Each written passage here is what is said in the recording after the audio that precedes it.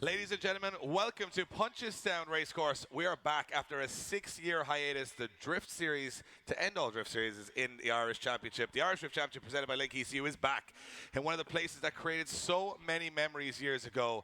What a crazy layout we have. If you watched the Pro-Am Championship yesterday, it was pretty much insane, but it's all been building up to this. The main event here on Sunday. It is also part of the Irish Motor Festival, where we have one of the biggest car shows in the entire country inside the exhibition centre here, which I've had a look around. We were nearly late getting to the tower. There's that much crazy machinery in there. And we've also got our supercar display inside in the pavilion. A lot of stuff to see and do here this weekend. But right now, our attention turns to the circuit for the Irish Drift Championship Pro Class at round 4. And if you missed out on the action yesterday, well, Eddie, before we get into today, let's check out what went down when we kicked things off in Punchestown after 6 years.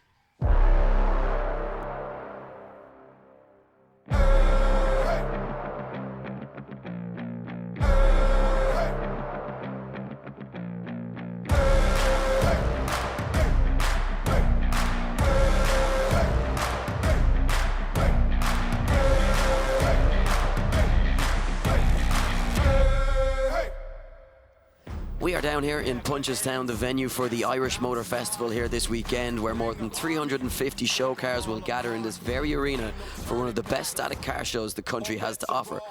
We've also got the small matter of round 4 of the Irish Drift Championship. The Pro Class take to the circuit tomorrow. We're going to take a look at the Pro-Am section of the competition, which unfolded this afternoon. Survival of the fittest. We stay alive through the hardest of times. We in the jungle, and I ain't going under.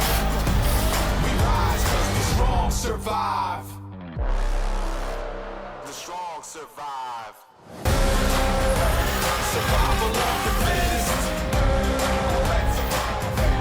We live this. Survival of the fittest. Laying down the law. All bets are off. Bear witness. Survival of the fittest. We stay alive through the hardest of times. We in the jungle, and I ain't going under. We rise 'cause the strong survive.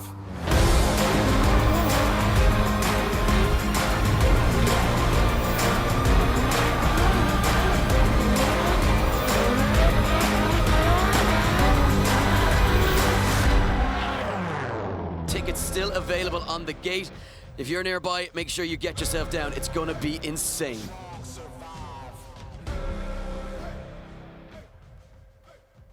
So there you have it. It is going down today. It is the main event here as the crowd start to roll into Punchestown Racecourse. We're anticipating a very special day, both off and on track.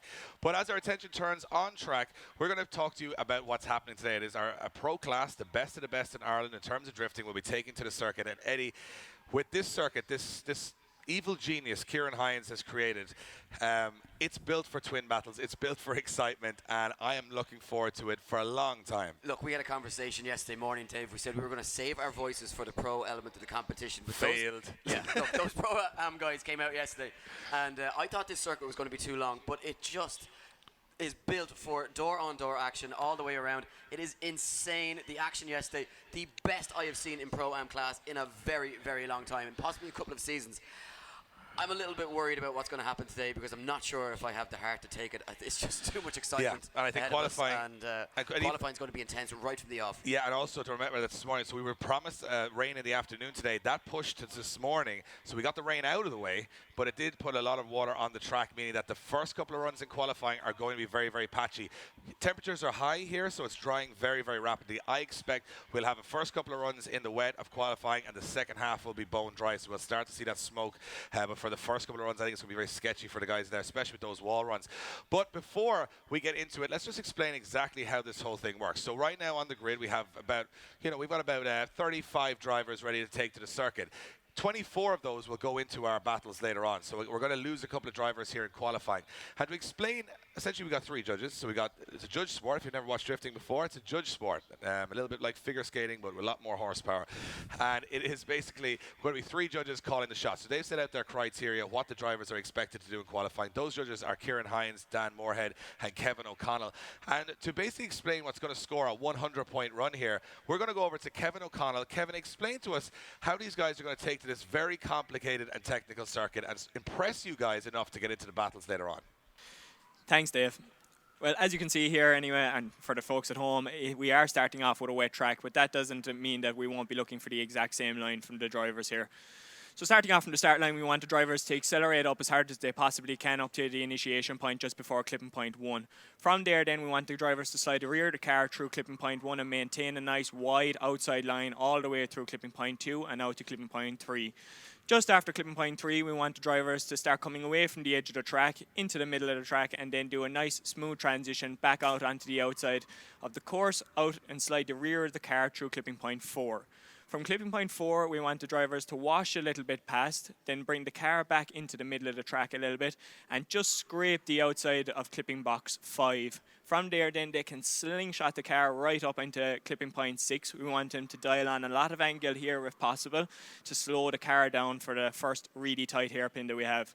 We then want them to bring the nose of the car into clipping point 7. Middle of the track transition back out onto the outside of the course onto clipping point 8 and maintaining that wide outside line onto clipping point 9. Another quick transition then back onto clipping point 10 and around our final corner, finishing the track off over clipping point 11 and over the finish line. There you have it. Easy as that, right? So only 47 corners, 8 miles of drifting, and a lot of scary walls thrown in there as well. Yeah, pretty basic stuff for bread and butter for these guys. Absolutely, but of course that's it on a sort of a static display. Due to the beauty of technology now, we can actually show you what a perfect 100 run should look like in the virtual world. A lot harder to do it here in patchy conditions, but let's check out what the virtual track map looks like. So we've seen this. This is one of those guys on the grid today, Alan Hines, who's actually gone home and created this track and practiced it, I would say illegally, in his bedroom for the last couple of weeks. So we're hoping he'll be good. It's pretty legal stuff, Dave. It is. But let's check it out. Here's the track, virtual track for the Punchestown layout. As you can see, it's a weight transfer entry, just a little bit off the wall. Set yourself up for this long first corner, tagging that first, second clipping zone, then onto the third. Again, that's right at the wall. Just those 2 lines mean the cars stay wider than that. It's a snappy transition across the center of the circuit. And then it's about balancing the throttle here to leave yourself enough in the tank to put this big pull up down to the hairpin, and then big angle onto the wall, which looks cool on every single run. And then as you transition back down, this is where there's sort of a winding to the finish. This is where we expect to see guys door on door diving in on the quarter panels throughout the day and making it very, very exciting for everybody to watch. And it's one last corner, foot to the floor, and across the finish line. And of course, what you won't see from that visual representation, Dave, is just how bumpy this track can be, especially if you go offline. We will be watching that very closely, particularly in the battle section of the competition. We actually launched a formal complaint with Alan Hines saying he didn't put enough manholes and bumps into the virtual track, because that's what the drivers have been dealing with all weekend. Some of them now in borrowed cars due to the damage sustained on the track in practice. But we're going to put you guys through the criteria so you get up to speed on how this works. Each driver will complete 2 non-consecutive scored runs of the circuit. The highest score after both runs will count as a driver's final score. Each run is scored out of a maximum of 100 by our 3 judges. The average score from all 3 judges will count as a driver's run score. Drivers will be deducted points for momentary loss of drift, understeer, being on the incorrect line, dropping 1 to 3 wheels off the course, or significant contact with the outer barriers. Drivers will be rewarded for extreme entries, increased speed, fluidity, snappy transitions, being on the correct judging line, extreme precision, proximity to the outer clipping zones, which are those outer barriers, and drivers will score a 0 for a complete loss of drift, spinning out, dropping 4 wheels, or extreme understeer on large sections of the track, or driving a section of the course, because this, of course, is the Irish Drift Championship, not the Irish Drive Around the Track Championship. So you've got to be on angle at all times.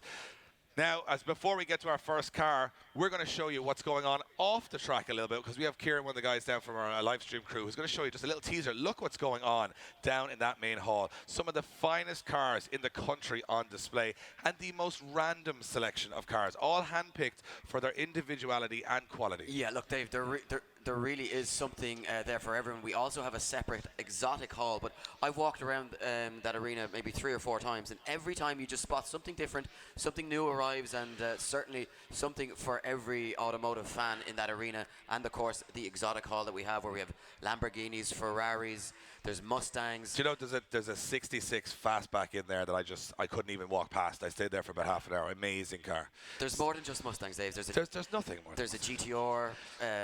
Porsche Speedster. It's incredible. Just the variety of cars we have is phenomenal. Unbelievable. If you're at home now and you're within a couple of hours of the circuit, it's just well worth coming down. I don't think I've ever seen a collection of cars in one place like there is here today. And on top of that, we've got the Irish Drift Championship, which is about to kick off right now with pro qualifying. And of course, we are now starting with the drivers it's a reverse championship order. So we will finish each session of qualifying with our highest championship contender at the moment, which is Dwayne McKeever, currently undefeated in 2 countries at the moment through 6 events. And it will start with the guys coming through from the Pro-Am class yesterday, starting off with Andy Keys, who's currently warming tires and getting ready. And it's his first time ever being in the pro class and having a go at pro qualifying. And secondly, for Andy Keys, he only started with us in the Irish Amateur Drift Championship last winter. So to go from the amateurs right through the Pro-Am, now he's into the pros. Incredible stuff from that young man. Yeah, it really is, and a very quick progression for all the way up through the ranks. And now he's going to have an opportunity, Dave, as you say, to mix it with the pro class and compare his ability to some of the best drivers in the country and, of course, the world. And we've sent Irish drivers all across the world, so there is no doubting that the ability of these guys is top level. So we await for Andy Keys. Yeah, so we're going over to the line. Yeah, and he Keys is ready to go for his first run. Of course, finishing up in 3rd place, taking the final step on the podium yesterday, did Andy Keys after a phenomenal drive all day, and a very, very capable. And has the advantage now, Eddie, of having a lot more laps under his belt, especially competitive ones. He's already done a qualifying session yesterday, so he must be feeling confident. What won't be building his confidence is how patchy it is out there. Yeah, certainly not. But they, as you say, they have had the practice on this circuit as it was drying up, but Andy Keys so far doing a nice job, not having any issues, taking it nice and wide out to those walled sections of the circuit. Just washes ever so slightly wide, but gets that car now back on power and throws the rear end. Ooh, just dials in too much angle, a little bit of a straighten, and a couple of errors just starting to creep into the run here. And I think he caught grip there, Eddie. Yeah. He actually didn't expect it to be as grippy there. Some of the sections it's very different tarmac sections here, a lot of different surface changes, and some of them drying quicker than others, which is causing drivers a little bit of difficulty to know how much grip is there. This last corner almost bone dry here. We're starting to see smoke being created, where other sections still very greasy. Yeah, so and you can just see the grip that's at that section. It pulled them completely on an inside line, and wasn't able to push the car out to that final clipping zone before crossing the line. But certainly Andy Keys will be heading back to the pits thinking a job well done on his first run, and certainly a nerve settler there. We will await the judges' scores. He's still alive, which is good. Always the first guy he's the canary in the mine. You send him in and see how he gets on. There you go, 56.7 though for Andy Keys. Technically not a great run, but I would imagine though a dry track the next time he comes out if we avoid any more rainfall, and he will certainly be accustomed to this track. Now, a man that I'm very interested in watching, dabbing behind the wheel and really enjoying the driving, Dara Spencer wowed us yesterday. But you know what, Dave? Probably the only man, or one of the only men on the grid not relishing this drying track, because he was door on door with some of our pro drivers, pushing them around the circuit in the wet. What can Dara Spencer do on a drying track? It is quite, you can see it on your monitors there, it is quite patchy here in this Punchestown circuit, but Dara Spencer, a lot of people in the background saying, can you imagine what this young man would do with a proper car underneath him, and certainly looking comfortable out there at the moment. Definitely not easy at the moment to drive on this circuit. And of course, he's the car set up for the wet, and now it's drying. He's going to have a tough time getting around. You can see the car straightening on those drying areas. It's going to be sketchy for the first couple of drivers around. Remember, this guy not only runs the lowest horsepower car today, but in the whole of Irish drifting, in competitive drifting, he runs the lowest horsepower car and took second on the podium yesterday. Underdog hero for sure. David Hobbs furious this morning when this guy turned up and had lower horsepower than him. Was absolutely furious. So Dara Spencer puts a score on the board. It's a 61.7 for Dara Spencer, room to improve, and I think all the drivers saying they would prefer it fully wet or fully dry. This patchy start to qualifying is going to hurt a couple of guys. Next up, John Shine. You can see the car taking some batters and bruises in practice. Yeah, he's been here all weekend since Friday practice, and this RB25 450 brake horsepower or 33 Skyline really taking a batter. You just got a shot of the rear end. It has been up close and personal with all the walls here this weekend. John, of course, finishing up in 3rd position in the Championship Pro-Am last year in 2017. Nice Watching a wall little bit run. of wide though, Dave, afterwards, dropping one wheel but keeps it going as he comes down this very tricky section of the circuit down here. You may not be able to see it at home, but quite bumpy as they come down towards the judging tower. And then again, another difficult section with that inner clipping zone. Judges want to see the front end of the front wheels of the cars inside that section. A lot of drivers yesterday, Dave, washing white and missing that zone. So it'll be interesting to see what the pro drivers can do on it today. But I think look, not a bad run from John Shine, No, but the missing a couple of clips as the he goes conditions around. are really hurting these guys. They've practiced in the dry and the wet, but this patchy sort of where is the grip, where is, and then you can see the car wobbling, and it's a long circuit. So John making some mistakes there, like the 2 cars before him. And we'll probably see a mid-pack score there from John Shine. Could even improve on the other 2 guys. Yeah, 65.3 out of 100 for John Shine. Puts him in 1st place for the moment. Yes, and we move on to next on the line, Sultan Al-Qasimi, which means we've skipped Darren McNamara. So Yeah. unfortunately, Darren McNamara not making it out for his first run of Having qualifying. a steering rack failure in his car. So Sultan Al-Qasimi, all the way from the UAE, from the United Arab Emirates, in my old Corolla, which you converted to left-hand drive. Saying he's out here to have some fun this weekend and having a lot of fun in this little car. Yes, the winner of the first ever Emirati Drift Championship in this SR20 powered Corolla. Rumours that this car will be sporting a new engine transplant for next season, Dave. I was just jumping a little off the track there. I got caught a little bit. And of course, Sultan saying, we don't have any rain where I come from, so I have no wet driving practice whatsoever. So patchy conditions not ideal for him either. No, certainly not. And another driver definitely hoping that it will dry up for the second half of qualifying. But what about the transformation in Sultan's abilities and driving style that we have seen of late, Dave? Oh, he's gone the wrong way. He actually took a wrong turn towards the end. Yeah, the sat-nav directed him the wrong way. Yeah, and the sat-nav was redirecting there. In the obviously, middle a little bit of traffic towards the end of the run, and it's just chose reroute. Yeah, alternate route. And he puts his hands up to the judge and says, yes, I'm an idiot. I went the wrong way towards the end of the track. I think he was saying to Kieran Hines, it actually works better this way, Kieran. Kieran. Sultan reckons that's a better, you get the walls again on the way back. It's a much better track. He reckons that's a better track, so he could be right, you wouldn't know. But he's going to score a 0 because he went the wrong way. And not only have you to drift on the circuit, you just can't drift where you want. And of course, they have those freestyle competitions in the UAE where they do it in Pajeros and Patrols, and they just kind of go crazy. And I think that's kind of what he was attempting there, but he's going to score a 0 and have to do it on his second run. Alan McNeil in that next SR20 powered Corolla. This is one, though, running a very, very high horsepower engine. Yeah, drifting for about 5 years, and the service engineer looking to make a bit of a shine on the pro class. He goes into the wall, Dave. Big contact. Yeah, the rear end of that car into the wall, but it looks as though minimal damage. He gets away with it, but you can see the back wheel's taking a big hit there. There's a wobble on the back wheel. I think he's either broken a wheel or he's done some suspension damage for sure. Got away with it, but it just goes to show how quickly it can go wrong in these conditions. And Alan McNeil tags the wall. Hasn't hit the wall all weekend, but of course trying to push that a little bit harder in qualifying. And just bounces off the wall. You can just see there's a wet patch just on entry there, and that's what's causing that issue. They think there's a bit more grip when they start to initiate, and then all of a sudden they just slide through that wet patch. So the quicker it dries here, the safer it's going to get for these guys on track. But Alan McNeil, another driver scoring a 0, very difficult in these conditions. And we were saying there's 4 changes of tarmac in the circuit, so that doesn't make it any easier either. No, certainly not, and especially for the first few guys out on track. It's there's an added pressure of being the first few. You're trying to set the standard. You're trying to make sure that you get a score that's going to be reputable. Now, David Hobbs used to be the lowest horsepower car on the grid, 1UZ underneath the bonnet of this Toyota Corolla, 202.5 brake horsepower, and when the power's that low, that 0.5 makes all the difference. It's a 4-litre V8 with a BMW gearbox, and David Hobbs, you know what, look, he's a real line driver, and this course will suit him. It suits him. It's going to suit his style, but of course, when it comes to battle action, a little bit of an underdog, and doesn't have the power to keep with some of the higher horsepower vehicles. I was going to tell you now, Eddie, I watched the practice yesterday, and Dwayne McKeever led David Hobbs a couple of car lengths ahead of him. I was watching that run with you, and yes. by the end of the run, David Hobbs was still a couple of car lengths ahead of Dwayne McKeever, because this track's so tight and technical. The more horsepower you have, sometimes you get stuck in the corners with so much wheel speed, but you're not actually getting out of the corners. Lower horsepower cars might have the advantage on this circuit. Quote me on that towards the end of the day, because I think guys who may have struggled in the bigger tracks. So David tracks. Hobbs is going to win, is that what you're saying? I'm not going that far, but I'm saying he's definitely got a shot. Here we go. Let's see what he can do in qualifying. Oh, a little bit of a bounce on entry. Looks like a very bumpy ride here for David Hobbs, struggling just to get out to that very outer zone, coming off line ever so slightly here, Dave, and we'll need to just try and get back into it here to start to pick up some scores, but certainly keeping that car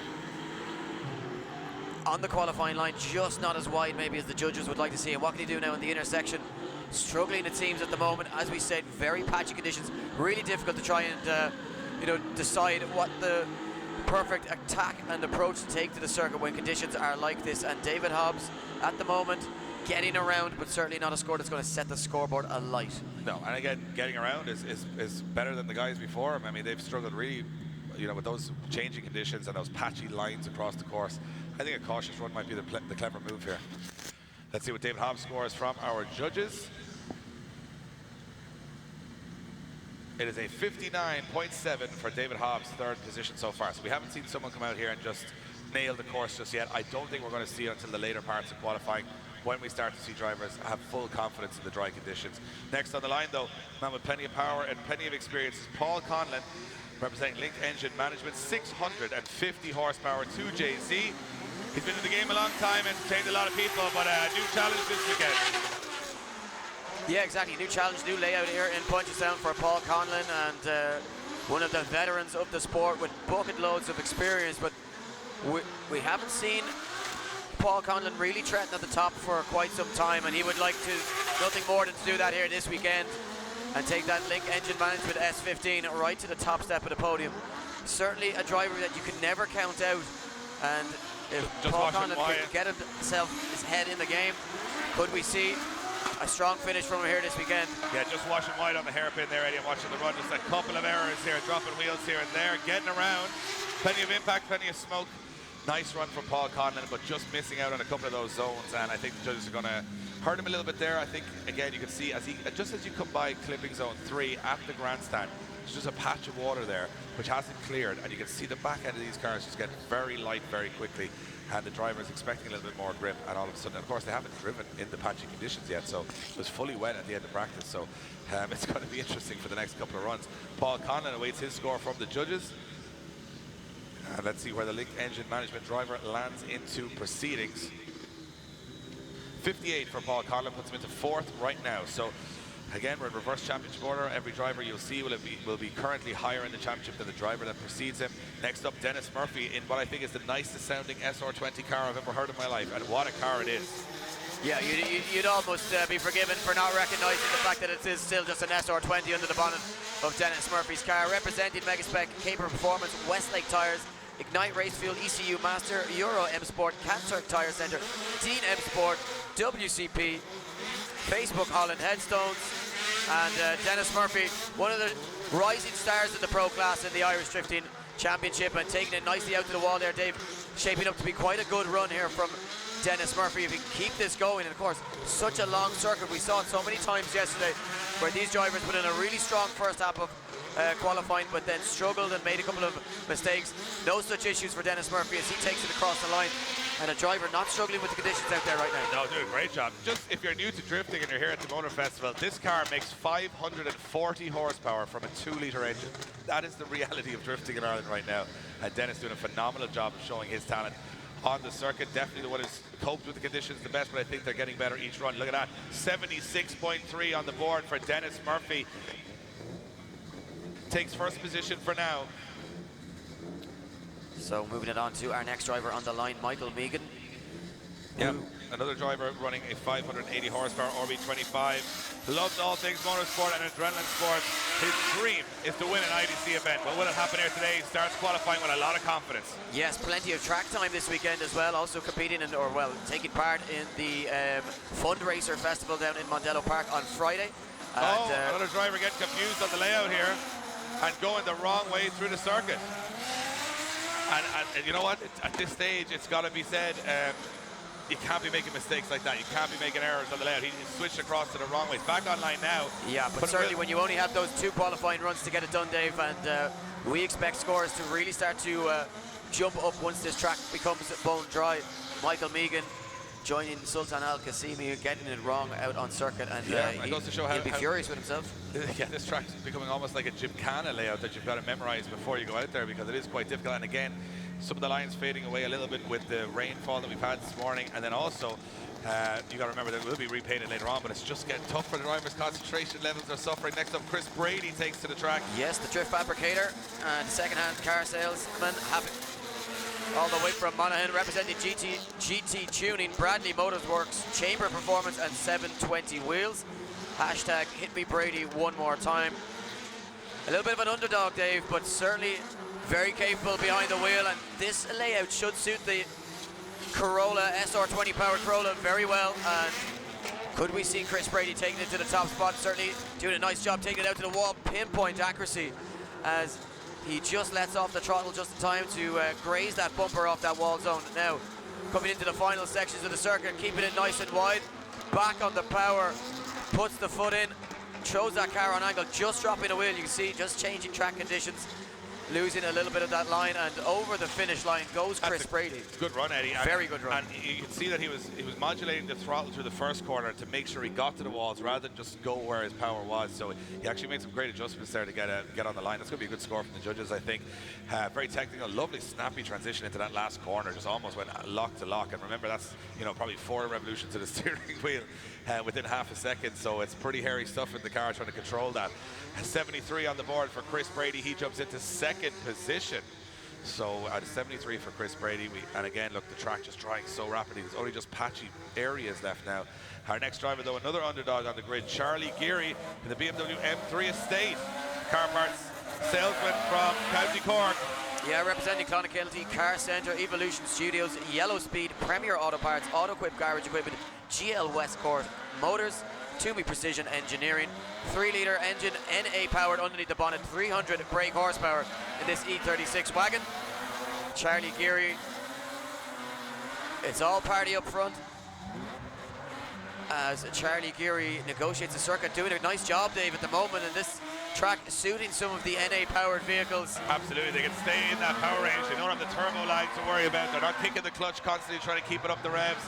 I can see a BMW NA or an NA V8 here doing very well today, which may bode not so well for Dwayne McKeever, who loves clutch kicking and his big turbo engine. So we'll see how he gets on later. I'm sure he'll work his way around it. But Charlie Geary doing a good job there, and I think this could be the track for these NA cars, for the naturally aspirated cars. Look, Charlie Geary's taken down some big names in the past, and wouldn't be surprised to see him do it again. Jumps into first position with a 79. These scores starting to creep up, Dave, as this track dries out, and it looks visibly drier already than it did. We move it along to our next driver, which will see Liam Devlin, the 29-year-old farming contractor from Antrim, representing Devlin Trailers, Westlake Tyres, JMC Boiler Services, Wattfab Lock Kits, and DM Alignments. Been drifting for 4 years. Hell of a run so far from Liam Devlin, and lots of speed too, but just catches drops up. a couple of wheels, Dave. Caught that patchy bit of rain there and just washed him off the circuit, but his line is impeccable up until that point. I think this guy looks very comfortable out there. Watch this, will he go to the wall? Nice, just gets a wheel into that clipping zone, but very precise driving from Liam Devlin right now. Yes, very quick looking run as well, as he just maintains that fluidity and momentum the entirety of the circuit. And always fun to watch Liam Devlin, that Westlake Tyre E36 BMW, as he crossed the line, smokes out this circuit here in Punchestown Racecourse. Yeah, and it is. I mean, there's probably three areas on the track that you have got water down now, which is just after they pass the front of the grandstand. That's sketchy there. Out of the hairpin is sketchy, and just on entry. But after that, they dry up pretty quickly. We're going to see a full dry track here, and guys are going to be a lot more committed into that first corner. Liam Devlin awaits his score. It's a 69.7.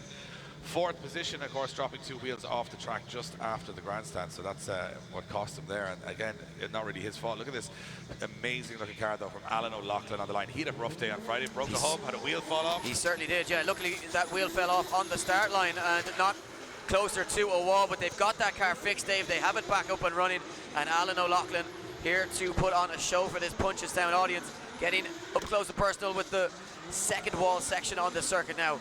Can he make this pull from the grandstand all the way back up to, from the judges tower all the way back up to the grandstand, nicely out to the wall, and it's shaping up to be quite a tidy run here from Alan O'Loughlin. Yeah, plenty of fluidity, plenty of smoke, plenty of angle, just negotiating those couple of puddles on the track.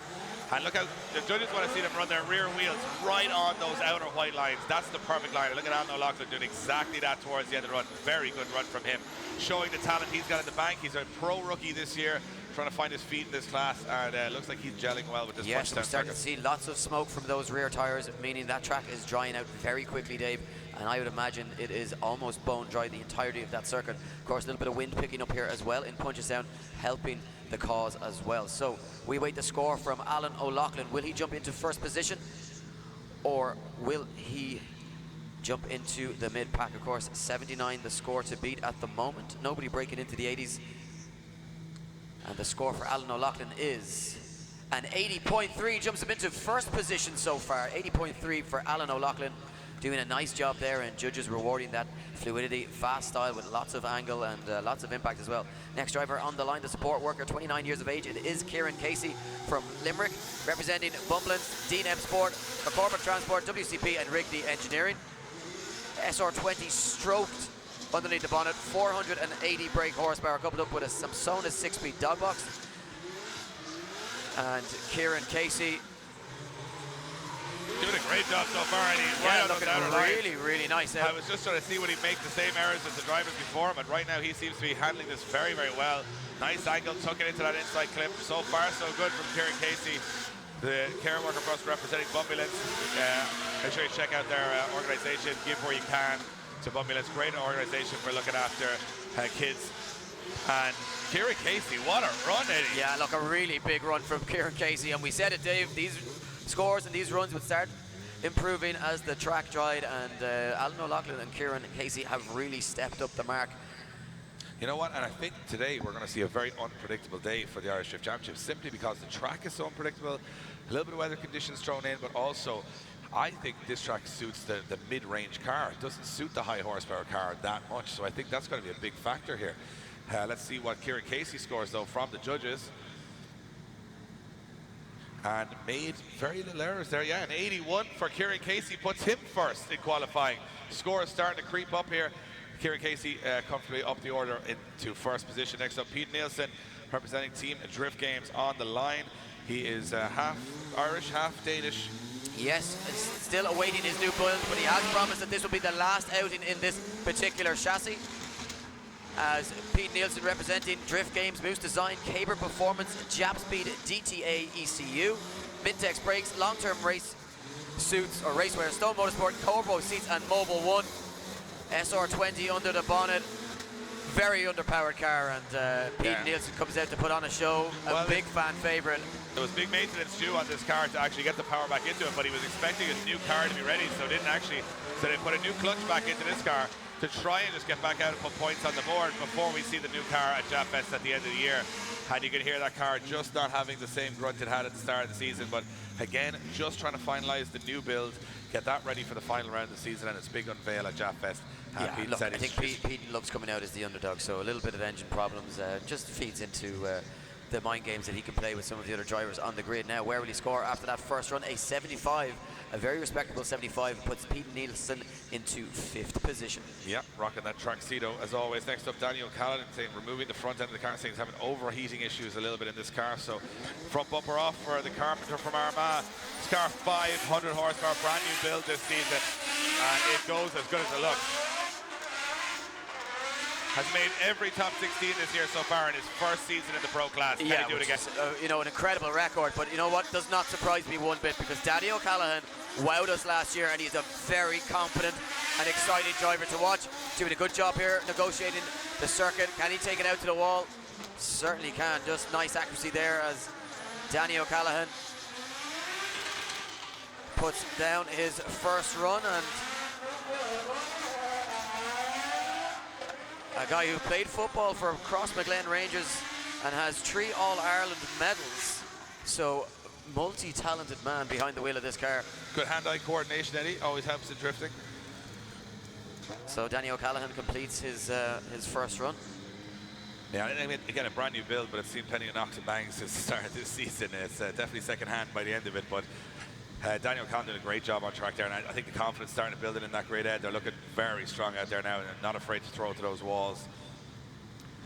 So judges' scores dropping in, and a 77.7 for Danny O'Callaghan, 4th position from him, and a nice way to start your qualifying campaign. And Danny O'Callaghan heads back to the pits preparing for a second run. We move along. Chris Burnett sits on the line, the County Armagh man, representing Link ECU, Westlake Tyres, Dip Nation, Rich Hill Tyre Centre, Concept Kitchens and Bradley Motorworks. Hashtag CB58. Wow, right out to the wall for Chris Burnett. He's feeling confident out there.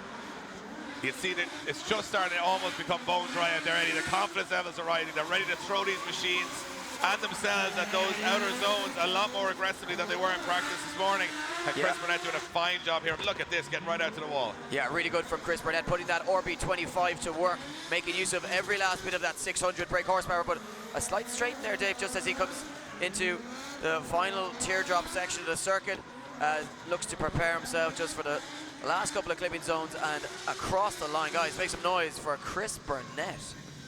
So Chris Burnett crosses the line. A really impressive car. That car rocking Samsona sequential, Winters diff, Link engine management, ECU. I think that's going to be a big score. I think, you know, the first full dry run I think we've seen. Look at that, an 85.7 for Chris Burnett. Goes way up in the top position. And Chris Burnett said he is having a ball on this circuit this weekend when it goes to show there. A man not having such good fortune is Brian Egan, who's had to swap into his teammate David Garvey's car, which he's never driven before, into qualifying after hitting the wall in his Delta with R32 at the end of practice. Yeah. Big moment here. He's literally had one run in this car, one practice run at the very end of practice. And Brian Egan with a lot of pressure on his shoulders here to try and perform this weekend. And jumping into that borrowed car, not ideal. A number of impacts with the wall yesterday caused him to break a hub on his own skyline, but doing a nice job here, Dave. Only his second time ever taken to the circuit in this car. Just the second lap he's managed to run in the borrowed car from David Carvey, of Actually, course. on a very good lap here, Eddie. Doing a great job of connecting those slipping zones. And just not enough time to repair his car before the start of qualifying, and he's hopped into this one, and look at that. I struggle getting a new rental car from the airport. This guy comes out and nails the run of this course. Impressive stuff from Brian Egan in a borrowed car with no practice. He's putting a score on the board there. He certainly is, and I would imagine a very decent score as well from Brian Egan, showing his ability and talent behind the wheel, able to just jump into a different chassis completely. An 82 for Brian Egan. Wow. Second position goes Brian Egan with an 82 in his first ever run in David Garvey's car. And David Garvey should never have given him that car now, because it's like, well, I have no excuses now. The car seems to work fine. Another man who gave his car away yesterday to the winner, Lee Scott, is Kevin Quinn. And Kevin said he's enjoying himself out there. This car is a full crazy build. 700 horsepower, 2JZ 180SX, representing Quinn M Sports, Cinco Custom, Hell Performance, Westlake Tires. This thing makes a hell of a lot of noise and a hell of a lot of smoke, Ed. Yeah, top step on the podium for this vehicle yesterday in the hands of Lee Scott. And a little bit of added pressure for Kevin Quinn now, because he's got to try and match that feat today. And doing a really nice job so far. And what about the crazy builds that are coming out of the Quinn Motorsport garage? Joe Doyle and the team doing some really nice work on this car, just showcasing some of the abilities that they have and what they can do. And Kevin Quinn right now, Dave, on a stomper of a qualifying run. Yeah, hitting all those outer zones, doing exactly what the judges want. Can he finish it off? A lot of style, and that's what look like. That's the first run. It's just electrified the arena. It's just said, now that's what it's all about. Smoke, limiter, flames coming out the bonnet, the back of the car, on the edge of reason the whole way through. Not a perfect line everywhere, but plenty of style. It's going to score him well with the judges. And you know what? I think Kevin Quinn's looking strong. He knows the car can do the track anyway. It's won yesterday in the hands of Lee Scott in the Pro-Am. Can it win again today? Imagine one car winning two different classes in the one weekend. That'd be some story. And some testament to the car. Yeah, I'm not sure. Is that something that's ever been done before? I would have severely doubted it, but maybe on a Shanahan at some point it might have happened. Yes. Kevin Quinn scores an 84.7, put himself into second position, and the scores are getting very high now. Yeah, really starting to creep up, and we are moving up that championship order. Next on the line, representing Jap Speed, Elite Autos, and Drive and Style.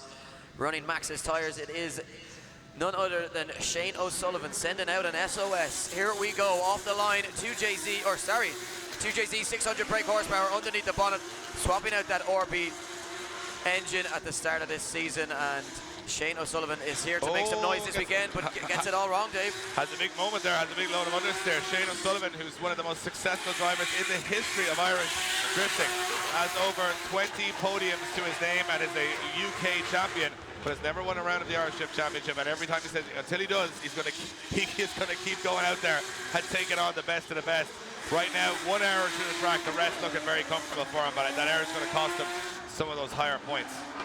Yeah, exactly. But I mean, this is a sneak peek at just what Shane O'Sullivan is capable for. Rule him out at your peril. This man has more podiums than any other driver probably on the grid at the moment, and the former British Drift champion. I would also say, Eddie, that he probably has the most amount of podiums in Punchestown as well. It was Shane O'Sullivan, always a very good competitor here, so likes this place, enjoys it, says he loves when he comes to a new track. It's a new challenge, so he'll be docked a few points, a bit of mistakes. Yeah, 45.3 for Shane O'Sullivan, not what he's used to, but we could see that big error as he came to the grandstand, and a couple of wheel drops as well around the course, so he's going to have to improve a little bit from there. Now, in a borrowed car from John O'Hare is Joe Doyle. Problems with his own car this morning, not able to get it out onto the grid. Representing Quinn M Sport, Top Gear NI, Cinco Customs, Hell Performance, Crumlin Jail, and LS Online. And he also said that he's never driven an S-body in competition before, so this is his first time driving a car like this. And again, another driver in a borrowed car having a lot of fun out there. Yeah, well, look, a very capable car and a very capable driver. Joe Doyle, one of the most exciting drivers to watch in the Irish Drift Championship, and doing a really good job negotiating the circuit here, Dave.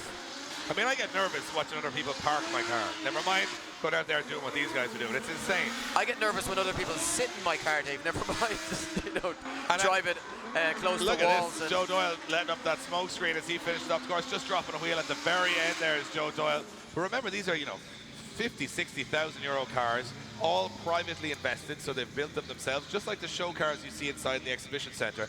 But these guys throw them at walls at 50, 60 miles an hour with no insurance whatsoever. Also, they now give their own car to somebody else to go and compete, and take their 60,000 euro car to go out there, and any damage done, no insurance. That's how crazy this sport is right now, and probably how crazy John O'Hare is to lend it to Joe Doyle, who's a bit of a lunatic behind the wheel. But let's see what he scored. It was a messy, scrappy run. Yeah, 53.7 for Joe Doyle, puts him into 17th position right now. Yes, we move it along to our next driver. Alan Hines sits on the grid, the man responsible for all the virtual representations that you see. So that guy getting a lot of practice online before making it down to the circuit. The 22-year-old student from County Cork. Has done more laps on the track than anybody else virtually, but can he get it done in the real world?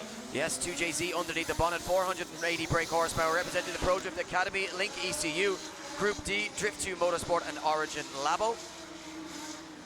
Little lock of the front brake on entry from Al Hines, just adjusting that car. You'll see drivers do that just to tuck the nose of the car in.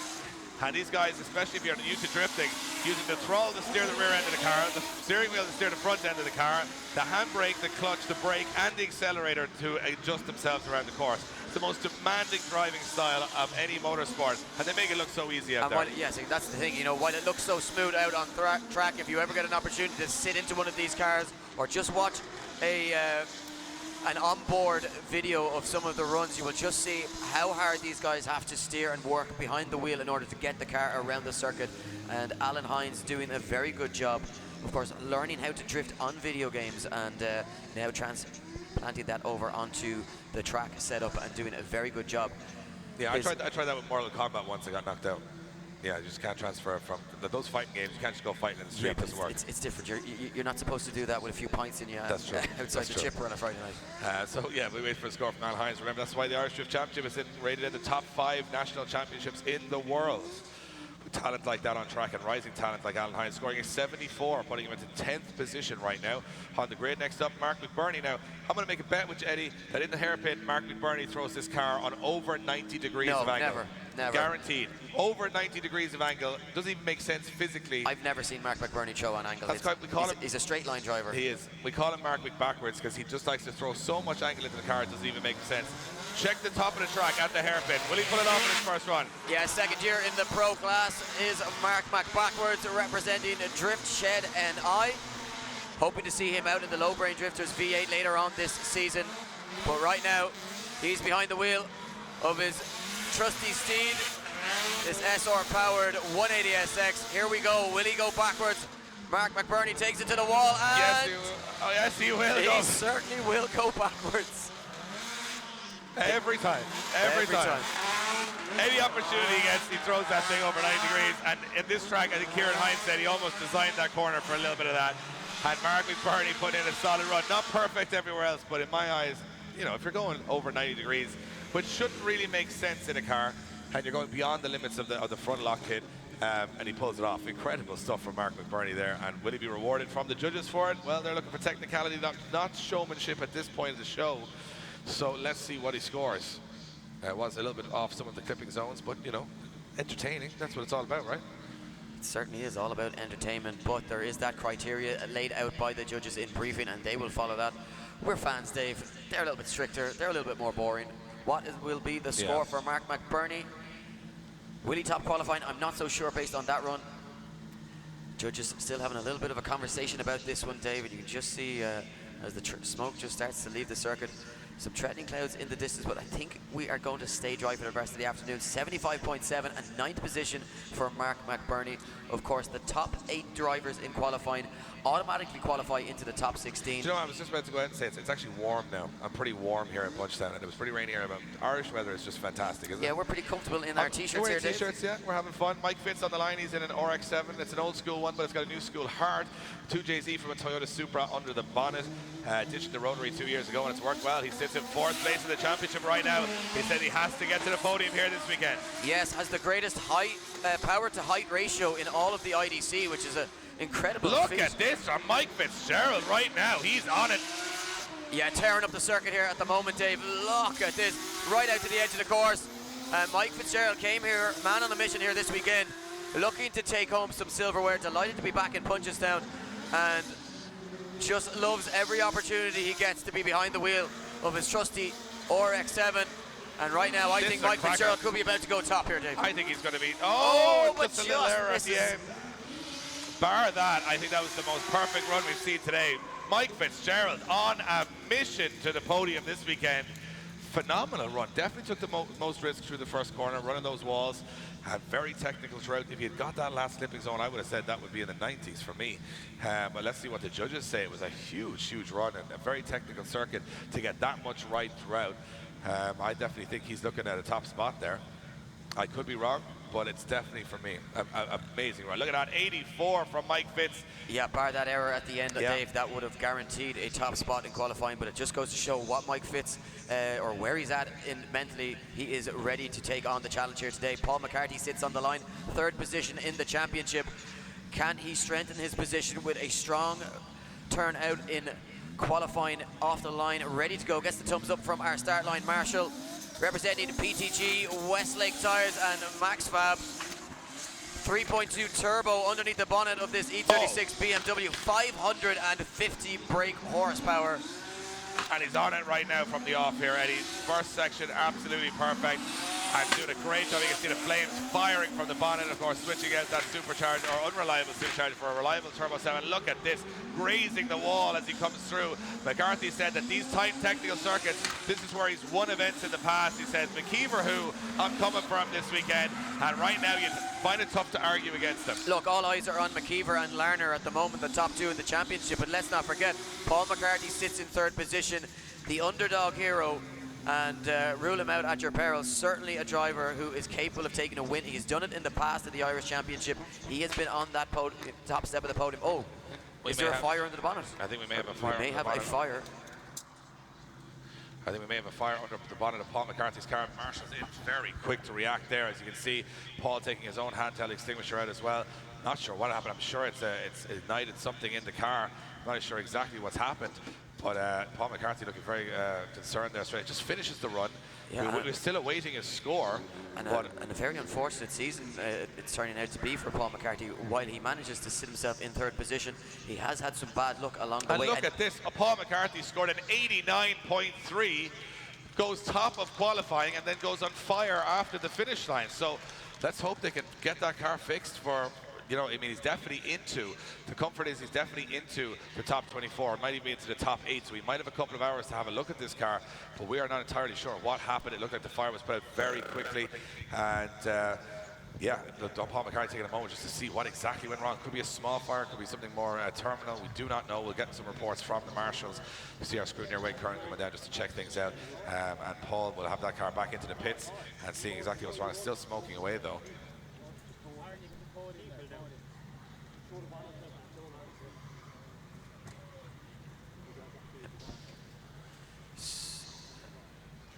So we're just hearing from Okay, our so it's not, marshals. they're not as bad as we thought, not an engine. So the oil feed from the turbo actually spat some oil onto the exhaust, causing the fire. So that might be not the worst thing in the world. It's not an engine, it's not something like that, but Paul McCarthy got a fright there for sure, out of that car very, very quickly. You could see the flames kicking up around him. Guys, round of applause for Paul McCarthy. Tops qualifying, but unfortunately a small fire there. You can see he's relieved, I would say, at best, to get that car off the track, go back to the pits with his brother John and pop the bonnet at the guys and see what exactly has happened. Hopefully nothing too terminal, and we'll see him back out for action. He may even be into the top 8, meaning he skips right through to the top 16 main event later today. That'll give him some time to get that car right. Yes, so of course that will leave us with just 2 drivers remaining to complete their first qualifying runs, and of course we will then have after qualifying, we'll have a break before our top 24 battles, which will give you guys in attendance the opportunity to go into our halls to see the static show that we have on display. Over 350 show cars here this weekend, and of course make sure and drop over to the Drift Mag IRL stand. Pick up a copy. It's your final opportunity, Dave, to pick up a copy of their first issue, which will have a little number stamped on the inside of the first page, and that number, later on in the week, they're going to be putting out a random code, and if it's the code that you have on your copy of the magazine, you will win a fully expenses paid trip to Formula Drift. They fly you over there, give you tickets to the event, and a really great prize. Make sure and go over to the guys and pick up a copy. Yeah, You'll also get a free copy of issue 2 as well. So you get 2 magazines for the price of 1. You get entered into a competition to go to the final of Formula Drift in Armadale, and their stand is inside the exhibition hall. Am I getting all that right, Eddie? That's exactly it. Fantastic. We should do this for a living. And I believe, are you also adding to that? I'm adding to that, yeah. Pass for a season pass for IDC in the future, yeah. Season pass for IDC up for grabs as well. Well worth just, I mean, you get to read the magazine anyway, but you get into the competition. It's like a $5. You get 2 magazines. That makes it $2.50 for a magazine. $2.50 a magazine. You get 2 magazines. You get to read them, you know, if you're on the toilet. There's a full feature about your Mustang in it. Yes, my Mustang is fully featured in it. And they have their 3rd magazine, their 3rd issue, available for sale as well. So make sure and go over and check the guys out. Some incredible cars in on that stand, and of course an incredible magazine. Yeah, but just I want to jump to the start line and talk about this rivalry that's been brewing, and it's not a rivalry we've seen before in Ireland. It's between an Australian and an Irishman. The next man on the line flies 5 times a year to Ireland, shipped this car here from Australia, and flies 5 times a year, jet lagged and all, to compete, and his only mission is to beat the Irish undefeated streak. No international driver, there's been 75 from 35 countries have tried, have ever beaten the Irish on home soil, and this man came 2nd place in the last round. He said, this is his round. Screw you, Dwayne McKeever, and your undefeated streak. I'm beating you and all the Irish this weekend. It is the Thunder from down under, Mitch Larner. 800 horsepower, V8 supercharged, monstrous machine on Cestino tires, and he is looking confident out there, Eddie. Yeah, he had a little word with me yesterday because I said that Dwayne McKeever was unbeatable. So he's here to prove me wrong this weekend. He is here to take the streak. Mitch Larner, I mean, he's practically an honorary Irishman, and he is shredding the circuit. Look at this, Dave, right out to that wall. I don't think there's a more confident driver on the grid. He says to me on Friday, yeah, I did a couple of runs, straight out, didn't even look at the circuit, and I nailed it. Yeah, his words. He said he went out in his first lap, nailed the circuit, he didn't even look at the track map. That's how confident he was. Guys, round of applause for the Thunder from down under, Mitch Larner. Having clutch issues on Thursday and Friday, but he's got that car ready and singing. Missing a little bit on the outer zones there, but lots of style. It's going to be a high score. Will it be enough to threaten at the top? It certainly will be up there, I would imagine. It is indeed a 91.3, puts Larner top of qualifying. Dwayne McKeeves, what you got? Yeah, Dwayne McKeeves is on the line, and he is currently undefeated. The man who sits on the line is an ex-Irish champion. He is currently the leader of the Irish Championship and the British Championship right now. Hasn't been beaten in 6 professional competitions this year, is undefeated. He goes into this run to try and beat Larner's 91.3, and you are about to see a man absolutely kick the proverbial out of a car to do that. Here we go. Yes, Dwayne McKeever leaves the line for his first run of qualifying, and it's business as usual as he takes it out to that wide line, popping and bagging as he just hammers the clutch. Drops some wheels there, Eddie. Yeah, dropping a couple of wheels, getting a little bit over-excited behind the wheel here, but Dwayne McKeever certainly doing a really strong job, and you can see why he's undefeated, Dave. This man just destroys this car as he drives it around the circuit. Just back from holidays as well, rocks him up to Punchestown yesterday morning. The car was here waiting for him, and right now Dwayne McKeever sideways across the line. Is it enough to outdo the 91.7 from his closest rival, Mitchell Arner? These two guys have a real rivalry going on. You know, all friends off track. You know what's really interesting to note? That Dwayne McKeever's car has more horsepower than any car in the supercar arena or the pavilion. That's the crazy thing. 850 horsepower that car has. Crazy. And he is going to put a score on the board. Will it be enough to top Larner, though? Larner sits up there with a 91.3. What does McKeever score? They're having a little chat about this one. They certainly It's are. only the first half of qualifying. Remember, this is all their safe runs in the bag. Then we go on to the risky ones. Yeah, and look, we got to go back as well to the start of qualifying, Dave, after this run, where we see the guys that were on a wet track or a wet/dry track. So we're going to see some high scores from those guys as well. They know they have to get it done in order to get into the show. So certainly things hotting up here in Punchestown, and we await still the score as the judges look as though they have made up their minds. They're entering their scores. Yeah, imagine it's close at the top now. Dwayne McKeever, what does he score? Will he go top? Who's going to take first blood in qualifying? Will it be Larner or will it be McKeever? Expect that to be the story once again today. And 90 for Dwayne McKeever. Larner stays top and McKeever goes into second position. Well, there's a little bit of a strike across the bow for Dwayne McKeever. Larner saying, well, first half of qualifying out-qualified you. And, you know, throw another shrimp on the Barbie there for Mitch Larner. Yeah, mate. Yeah, man. So he is looking, he's going to go back in. There's going to be some pushing and shoving going on in that gridding area now after the first scores are in. But we're back to the start again. Andy Keys up next. Yes, Andy managing a 56 on his first run, but Dave, we talked about the track conditions not being ideal when he took to the circuit. It is bone dry from where I'm sitting out there on the circuit now, so we expect the score to creep up. Can Andy Keys get himself in the game? What can he do on this second run? Nice and wide, taking it all the way to the wall. Can he stay there? He certainly can, and Andy Keys showing why he was a podium finisher yesterday in the Pro-Am competition. Representing Enniskillen Tyre Centre, Key Squads, MD Tuning, I am Tins, Drift Shed NI, Chris Usual Photography, MD1K, MTech Graphics, Magafelt, DriftKits.eu. It's important to notice the difference in confidence now, Eddie, when these guys are out there on a dry track. Andy Keys putting in the runs we've seen him do all day, and look at that snappy transition. This is a really good run from him, and the pro rookie, not even a pro rookie, the Pro-Am driver. Yeah, showing that he knows where the grip is out on that circuit, and showing that he is more than capable of messing it up with the big boys. I enjoyed that run. It was confident, smooth. I think the judges are going to give him a really good score here. He looked like a guy that was comfortable out there, and I think that's the guy they want in the twin battles later on. Remember, qualifying is just to see who makes those twin battles. Twin battles, we send these guys in pairs, door to door, inches from each other. That's when the real show kicks on later on today. And a 76.7 for Andy Keys puts him into 12th position, much improved from his first run, and he'll be very happy with that one. So, Dave, pressures for tyres and you know, some other things, but Dara Spencer right now, give me a guess. What sort of PSI do you reckon he's running in the back of these? 780 PSI. 60 PSI. 60 PSI. In the rear tyres. With the hand out the window. There was actually a guy out the back when he was making balloon animals. He was helping Dara to get more pressure into these tyres before the run to be able to do it. But Dara Spencer fans are still with us today. They had a great day yesterday. 180 horsepower. Can he get the job done? Can he qualify? I bet he can. Here we go. Dara Spencer takes to the circuit. A 61.7 on his first run, but taking it nice and wide to the walls here.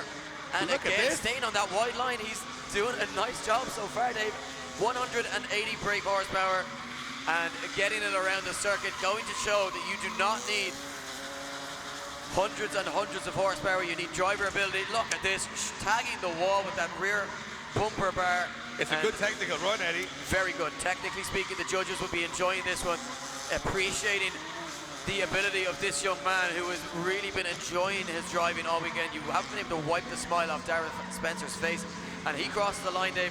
I'm expecting this to be a high score here. Applause all around. Punchestown, make some noise.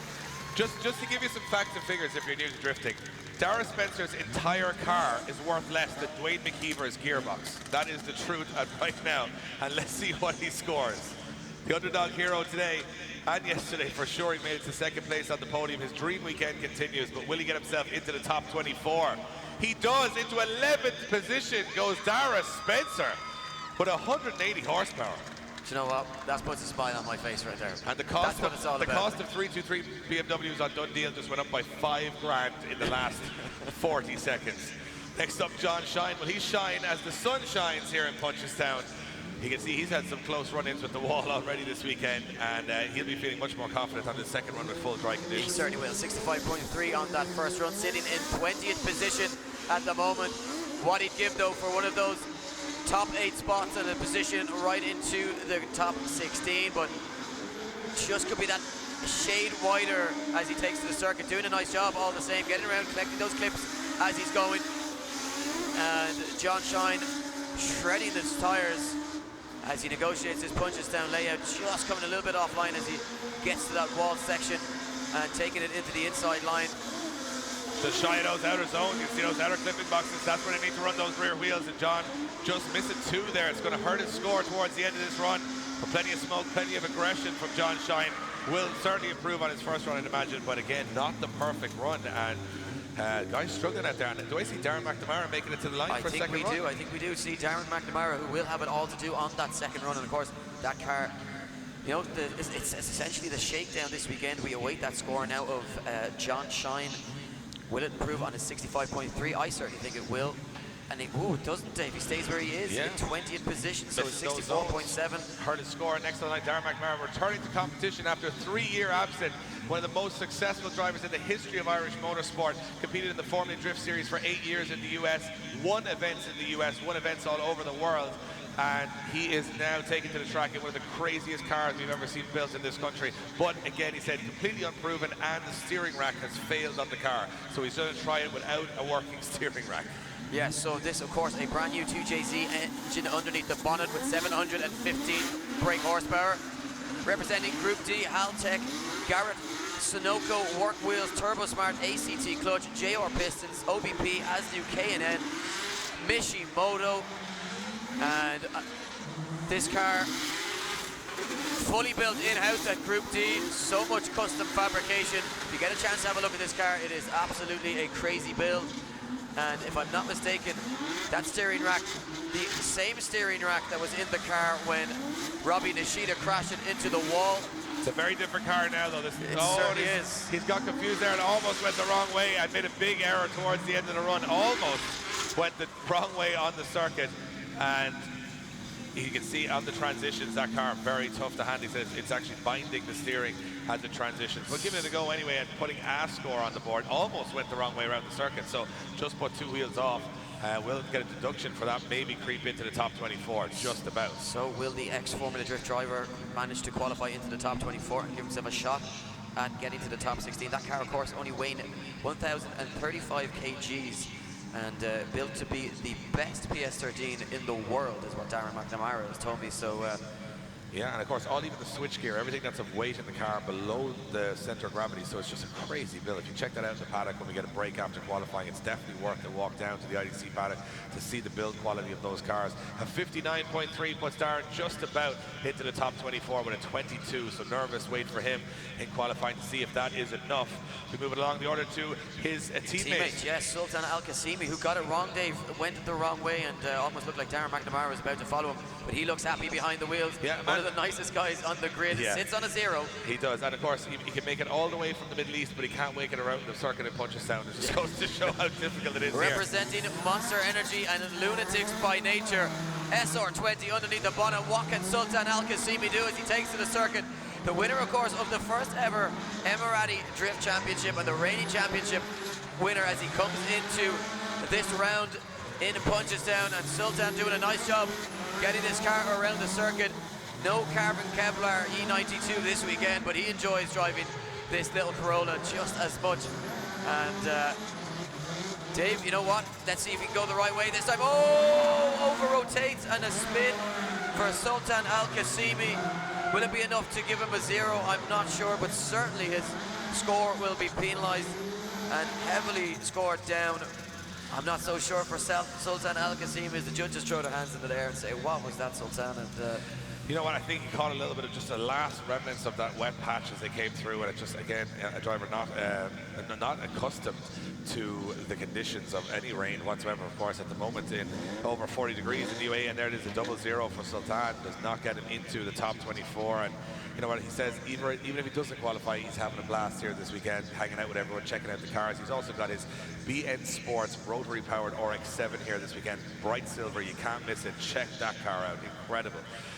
In the pits and in the exhibition halls. Next up, Alan McNeil, the driver, had a big hit with the wall on his first run. Eddie has got to be a little bit more cautious here, or does he go for broke and try and get himself to the top of the leaderboard? yeah, well, look, the team have got that car repaired. They have it back on the line, but as you say, Dave, sits on the 0, needs to pull something out of the bag.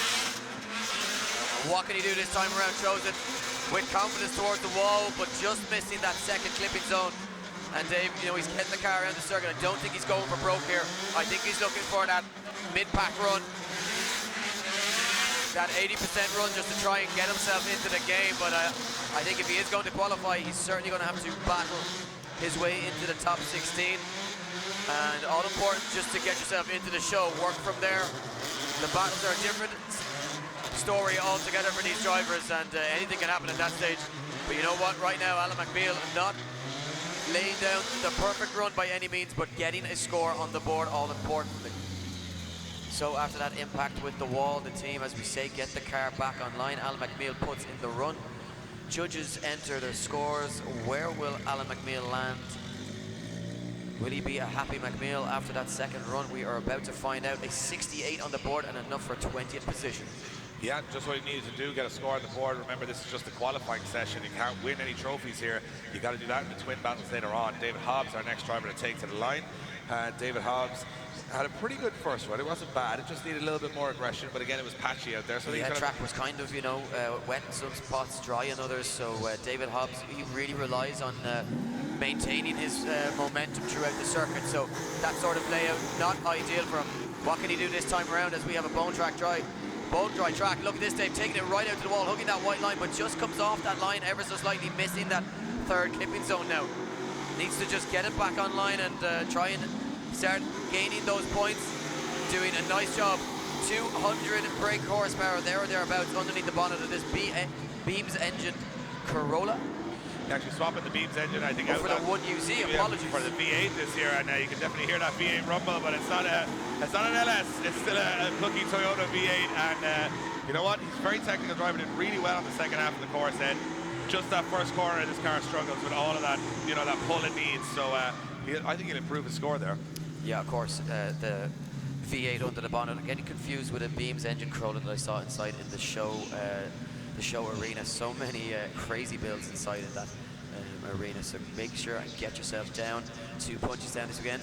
A 72.7 on the second run for David Hobbs, bumps him up the order, Dave. 19th position for him. He'll be delighted with that, of course, the underpowered car. We move it along though to Paul Conlon, scoring a 58 on his first run, the mechanic from County Tyrone, representing Link Engine Management, Extreme Clutch, Hell Performance and Norscap. 2JZ under the bonnet, can he improve? Can Paul Conlon put himself into one of those top 8 positions and earn a automatic spot in the top 8? We will see as he struggles to get the power down off the line. Issue. Very late initiation from Paul Conlon there as he just sort of, it was like a gear change issue on the run-up, but now he's in the zone on the run and he's got to make it work here for him. A lot of smoke, a lot of aggression, a lot of power. And the car, almost so much grip in this car, it's lifting the front wheel off the ground. Insane. Yeah, the squat at the rear end of this car is just incredible to watch as Paul puts the foot down. You just see those Westlake tires getting absolutely shredded as he looks to complete the circuit. Yeah, missing a couple of zones though on the outside. And remember, the guys will have to do 2 complete runs on one set of tires later on. Qualifying, it's no big issue. You can shred as much as you want, but they will have to save tires a little bit for those 2 runs later on. Yeah, so tire management all important as the battle action takes to the circuit later on this afternoon. And right now, Paul Conlon looking to improve on that 58. Where will he finish up when the scores come in from the judges? Does he improve? Still deliberating over this one, Dave. Yeah, I mean, Again, it's so much smoke, very hard to see exactly where Paul Conlon is on the circuit, but yeah, missing some of those clipping zones. Two to three zones, I think, missed at this stage. I mean, we're warming it up here for the main event later on. That's when the top 24 guys come out battling door to door. We go then to the top 16, and that is where it really gets interesting, where the 16 best in the country will battle inches from each other and those immovable outside barriers to try and take home the trophy later today, and the stories keep unfolding as we go. Yeah, we've already seen a couple of cars go into those barriers this weekend, and certainly I would not be surprised to see that again later on when these guys start really pushing. Paul Conlon improves very slightly. 59 puts him into 24 position, but that means Davy's right on that drop zone. He is. Nervous way for him. Michael Meighan, of course, is to come after Dennis Murphy. He sits on a 0, and he'd be looking to take one of those 24 spots. Dennis Murphy's on the line at 76.3, a very impressive first run from him. That SR 2.2, HKS stroked, Dean M Sport SR, Winter's quick change, Samsona sequential, Wisevap front and rear. Such an impressive shopping list underneath the bonnet of this car, and Dennis Murphy right now coming out on circuit, looking to improve on his first run. As he gets released from the traps, doing a nice job so far, Dave. Great job so far. Dennis definitely got the power under the bonnet here to get there. Look at this, going right out for that wall. Tags the rear bumper, and just about holds it on that full getting a little bit out of shape. Also, very tight for those drivers to try and get that front end of the car into that tight inner clip zone. But Dennis Murphy manages to keep it going, foot down as he crosses the line and smokes out this amphitheater here in Punchestown, and across the line, guys, make some noise for Dennis Murphy, the tyre technician from County Cork. Looking very good out there, and from my perspective, that's a much improved run from his first, and again, I think the conditions helping that quite a bit. But it does. Missing a few zones, and I think that error as he came to that inner clipping zone, the judges saying... We were watching that just saying, I wonder how hard they're going to be on that, and obviously they nailed him for it. Of course, it looks a lot different from on the screens than it does in the judges watching it with their eyes out directly out on track, not using the monitor. Michael Meighan now on the line, as we said, David, sits on a 0. Yeah, sits on a 0 from his first run, and now has to essentially get it all done here. 40 seconds, all that time, effort, work and money comes down to the next 40 seconds. Has to get it done. Yeah, he says it's dream to make a podium or win an IDC event, and just prove that this R32 chassis is capable of winning a pro event. RB25 under the bonnet, 580 brake horsepower. He certainly has the machinery to do it, but right now Michael Meighan needs to improve on that 0 and get this car the full way around the circuit, doing a nice job. Can he tuck that nose in nice and tight? He certainly can. This shaping up to be a really good run, representing Mobile One Burst, Flex Print and Design, HGT gearboxes, J&S Motors, PGT Graphics and Westlake Tires. Michael Meighan, one of the smiliest men on the grid, crossed the line, guys. Give him a round of applause. All to do on that second run. A lot of pressure on the shoulders, but you know what? This guy really enjoys his drifting, and just shows how confident the driver he is and how much he's enjoying this circuit.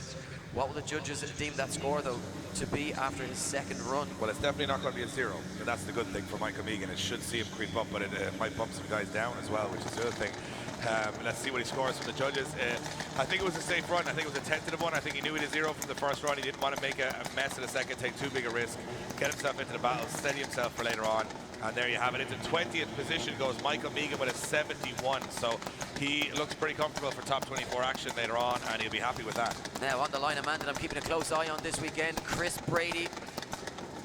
Enjoying himself behind the wheel there as he dances with our start line marshal, and 73 on the first run. This man is here to put on a show. The underdog, SR20 underneath the bonnet, spins the wheels as he leaves the line, Dave.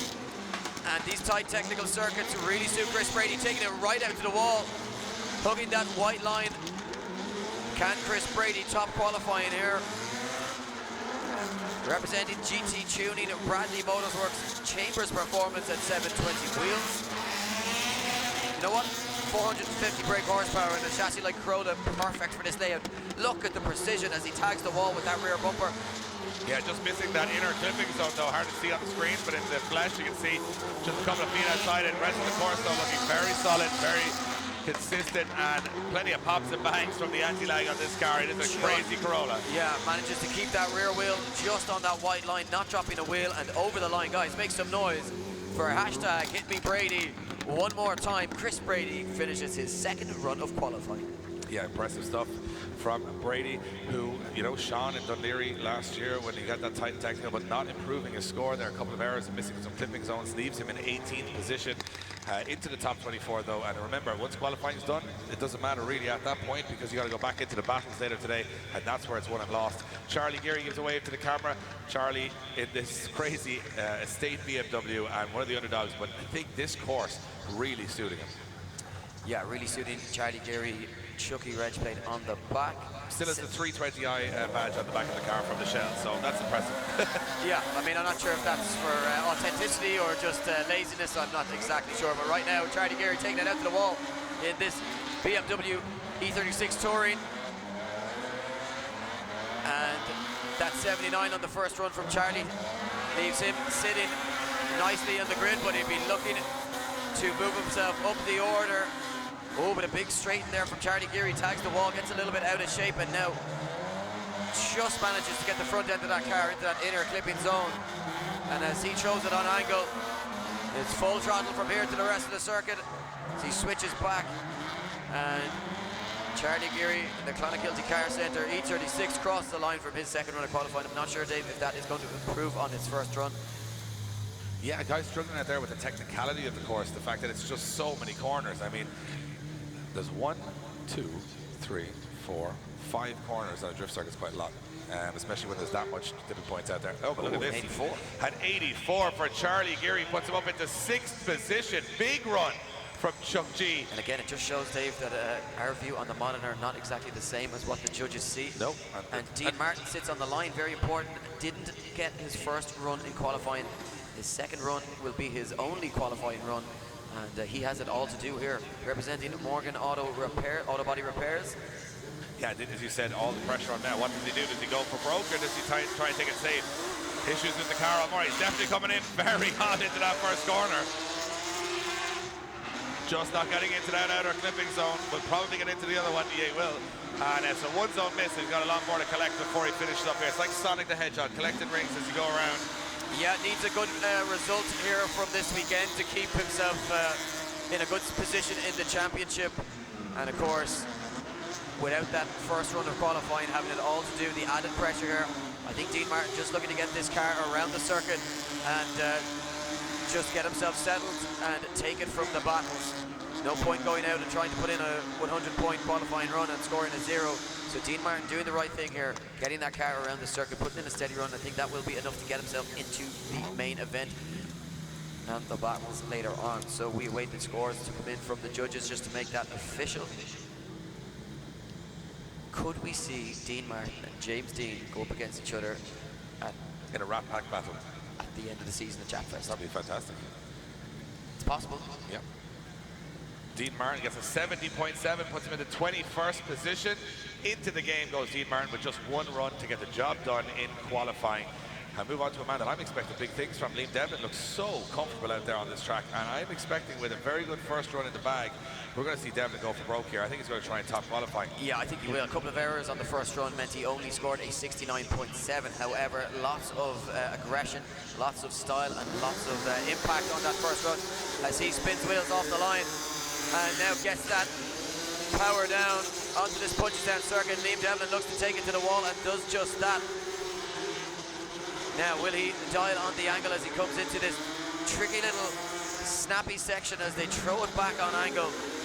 Liam Devlin now puts foot to floor, and you can just hear him kicking that clutch all the way around the circuit, trying to keep that power down. And doing a nice job keeping that nose tucked in. And right now, Liam Devlin is on for a really big run here. We said he'd try and top qualifying. I'm not sure if he's going to do that, but certainly looks to be bumping himself up the order. I love the way he drives the car with the clutch. I mean, he's full throttle everywhere, but he's using the clutch to see how much. A very common style at the moment. Yeah, and a lot of drivers utilizing that technique. And it's very hard on the car, but these guys are hard on the cars because that's what they build them for. They build them to go out here and test their machinery. Let's see how Liam Devlin scores in his second run. Technically, it looked good. Will it improve on his first run is the question. Yeah, that 69.7 for the first Wow. run is in the past, and 80.7 jumps Liam Devlin into 10th position. Big score for Liam Devlin there. He'll be delighted with that. Into the ADC goes. Back to the line to Alan O'Loughlin. Yes, a man who wowed us with his first run, an 80.3, the Galway man. 24 years of age, looking cool as always, representing O'Loughlin Installations, PJF Motorsport, Bradley Motors Galway, and GX2 Automotive. But what's important to remember is you got to sit here, Eddie, and ignore the crowd. You got to ignore everybody here and just concentrate on that circuit. And that's sometimes the most difficult part when you see that grandstand full of people.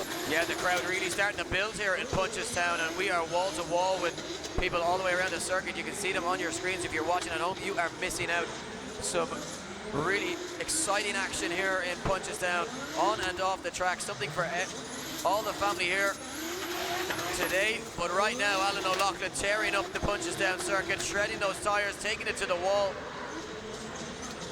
What a cool looking car. The splitter on the rear end just adds to the aggressive nature of the look of this really cool 180SX. And you know what? Right now, not doing a bad job of collecting those zones around the track. I think this is going to be a big score for Alan O'Loughlin, showing that the new talent coming through the grid every year, we start picking some names out, and those are the guys that in a couple of years are going to be those big stars. Everybody gets their turn at the top, but some guys just shine a little brighter, and Alan O'Loughlin seems to be one of those drivers who can turn it on when he needs to. There's no doubt in that, and we said the action was going to be thick and fast here in Punchestown, and it is shaping up to be a very good and exciting afternoon. The prospect of what lies ahead is very good. Now, Kieran Casey wowed us with his first run, an 81 for the support worker from County Limerick, representing the course that the Bumplin's graphic scheme on this car, the support worker, the charity organisation doing their bit for kids, and an 83 for Alan O'Loughlin on his second. Yeah, look, puts him into 8th position inside that top 8 at the moment. Puts him straight to the top 16 if he can stay there. Kieran Casey, though, sits outside that top 8. He'd like nothing more than to jump into one of those top spots. And right now, you'd be a brave man to bet against it happening. I'm just, you know what? Right now, I'm saying Kieran Casey will go top here. He's got one big run in the bag. He can go for broke, and he's looking confident. Look at the wide line, Eddie. Yeah, very wide line as he tries to take it out to that wall. Can he stay on that wide line? It looks as though he certainly can't drop the wheel, but keeps the shoe in. Now feathers that throttle as he switches back, flirts with the rough as he uses every last inch of tarmac here in Punchestown, right out to the wall once again. And Kieran Casey, gets a little bit wrong there, Eddie. Over rotates and misses the inner zone. yeah, look, a small error from Kieran Casey. Gets a little bit offline, but you know what, Dave, for me, gets it back, and a very good run. Just modulates that throttle very well throughout the circuit and keeps that car right on line and right where the judges want to see it. A very good run despite that small error in that tight and very tricky section of the circuit. Absolutely, and from my perspective, I don't know though, he made a pretty big error at the hairpin. Just for, you know, he wants to jump up past an 81. I'm not sure that's going to do it. But yeah, look, I don't think it's going to get him one of those spots in the top 8. However, the judges may have seen something differently to us. No, 73 puts him into 10th position. He narrowly misses out on one of the top spots. Yeah, moving along to our next driver is Pete Nielsen, puts a 75 on the board after his first run. Said he was pretty disappointed with that. He said he's down on power, but he has to throw the car harder than he's comfortable with now to actually do the first corner. So this is going to be a bit of risk reward for Pete Nielsen. Yeah, and if ever there was a car to showcase just the ability of what Seamus and Moose Design can achieve, just look at what's on your screens right now. This car is incredible. What a design. And of course, Seamus responsible for majority of the graphic schemes on the vehicles that you will see in the Irish Drift Championship. And right now, Pete Nielsen looks like a man that's going in for one of those spots in the top 8. The final time he will drive this 180SX before he moves on to his 249SX for the final round of the year. He will be debuting that car at Jap Speed in September, showing off big angle and just losing a little bit of momentum. He got away with it though. He's kept it on the line just about. And a good solid run from Pete Nielsen as he finishes it up. Down a little bit of power this weekend, but I think that might be enough to bump up his score. It's hard to know. I mean, it looks like he'll be struggling for the day, I think, and it's going to be an uphill battle. But from my perspective, line driving is Pete's strong point. He of course judged in the championship for over 5 years, knows what the judges want, so he can almost judge himself as he goes around the track, and he'll know that he's trying his very, very best out there to impress the audience here today in Punchestown at the Irish Motor Festival. 74.3, so almost matches his first score, stays in 17th position. Yeah, you know what? Showing that consistency, David, he'll be a very tough person to try and come up against in battles later on. Now, next on the line, Danny O'Callaghan, ready to go to war for his second run of the afternoon. What can he do? Can he improve on that 77.7 from his first run? Lots of power. Maybe not the experience, but if you go by record, he's got 3 top 16s already this year, and that's where he wants to be back again. Well, he can guarantee that by scoring a top 8 finish here in qualifying. Yeah, wants to pump himself up the order in the championship that little bit further, get himself, you know, into one of those top 5 positions. And right now, Danny O'Callaghan out on circuit, doing a nice job getting on that qualifying line. Foot to floor, the big long pull as they make up before that very tight, tricky section. Danny O'Callaghan nailing it though, Dave. I think this could be a big score because the judges will reward how well he did at that very tight section of circuit. Representing Westlake Tyres and Mac Fitness, Danny O'Callaghan, one to watch here this weekend, annihilates the circuit. You know what? I wouldn't be surprised if that jumps into the top 8, Eddie. That's Definitely exactly for me, that's going to be up there. I think that could be close to being at the top. Certainly going to jump into the 80s from where I'm sitting. Yeah, and from my perspective, he looks more and more comfortable every round he comes out here. A real future star. I think he's going to be challenging for titles in the future, for a fact. Daniel O'Callaghan, we watched him rise from the amateurs right through the Pro-Am and now into the Pro. And he has been a very impressive figure right throughout. Remember, these cars are under severe pressure here on this track. Cars are not, by nature, designed to do what they do in drifting. So all of the parts upgraded on the car, and any mechanical failure you're out, any mistake from the driver you're out. It's so harsh. It's what makes it so knife-edge and so entertaining. So judges still discussing this one, and of course it is round 4 of the Irish Drift Championship, brought to you by Link Engine Management. Yeah, judges dropping in their scores there, and let's see what they are. Danny O'Callaghan, will he jump up into the top 8? He doesn't. 77, exactly the same score as the first one. A 13th position for Danny O'Callaghan. So judges have seen a couple of not getting deep enough into the zones, a little too safe in some areas. So it goes to show. One man that definitely wasn't safe on his first run was Chris Burnett. He went right to the wall in front of the exhibition centre. Smiles all around behind the wheel from Chris Burnett as he looks very relaxed. And hey, you know what? Why not after an 85.7? The civil engineer from Armagh, Dave. He is certainly a driver to keep an eye on this afternoon. Be interested to watch his progression as the day goes on. What can he do though? Can he top qualifying? Certainly looks as though he's coming out looking for that top spot as he takes it nice and wide to the wall. Can he keep it in the confines of the circuit? He certainly does as he shoots that car forward towards the outer zone once again, and again putting the foot down for that long pull. What can he do as he takes it to the wall one more time? Can he get the nose in? Just comes a little bit wide, but gets those front wheels into that inner clipping zone. Now, through the final sections for Chris Burnett, can he give himself one last final stab at going into the top spot? Gets nice and wide and crosses the line. Doing a hell of a lot right is Chris Burnett right now. Hand out the window. Give him a round of applause, ladies and gentlemen. Chris Burnett heads back to the pits and he will prepare himself for a battle action, and I think he is comfortably into one of those top 8 positions there. Yeah, and looking very confident. I mean, I'm not surprised to see Chris Burnett in the business end of things by the time we finish up here today.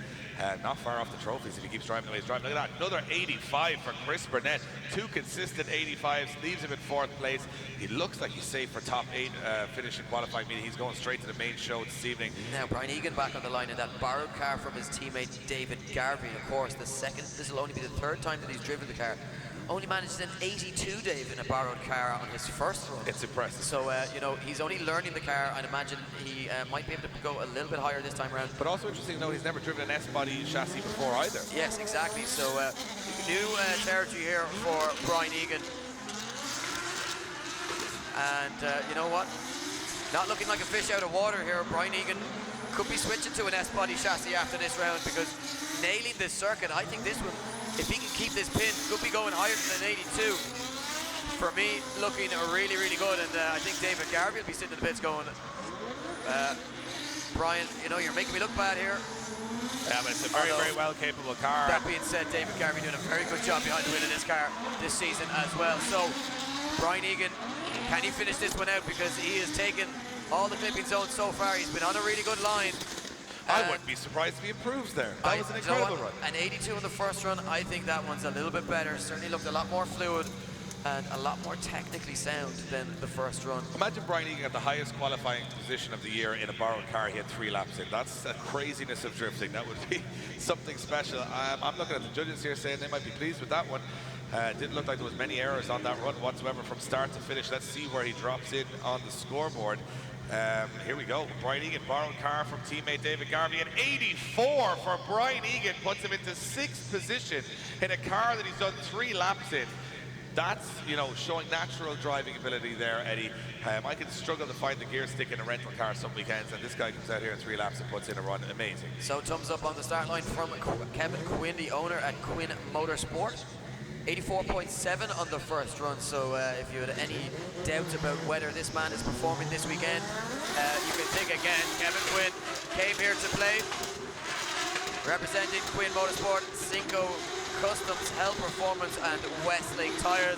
And you know what, those Westlake Tyres get a lot of punishment on the rear end of the circuit.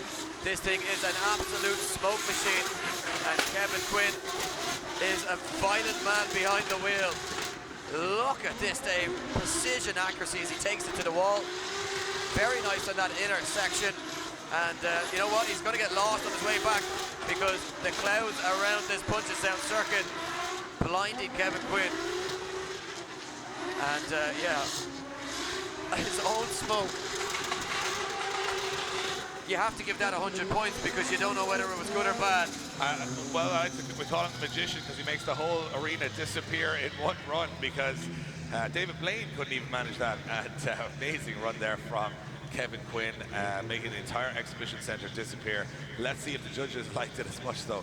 Definitely had the entertainment factor for me, and definitely was kicking the hell out of the car. Yeah, I mean, for me, that's definitely going to be up there with his 84 on the first run. Will it improve? I don't dare make An assumption. an estimation of that, but Oh, look at this. 87.3. Kevin Quinn jumps into 4th position. He is definitely one to watch here and a real contender this weekend. He's going to want to take Looking down. very comfortable out on this circuit. I'll tell you one thing, Kevin Quinn is not going to be an enjoyable opponent later on in the day for a lot of people. Next up, Shane O'Sullivan had a sketchy first run. He certainly did, a 45.3 on his first run. The Maxxis tyre, Jap Speed driver Dave needs to pull something out of the bag. We know he's capable of it. One of the most decorated drivers in the Irish Drift Championship.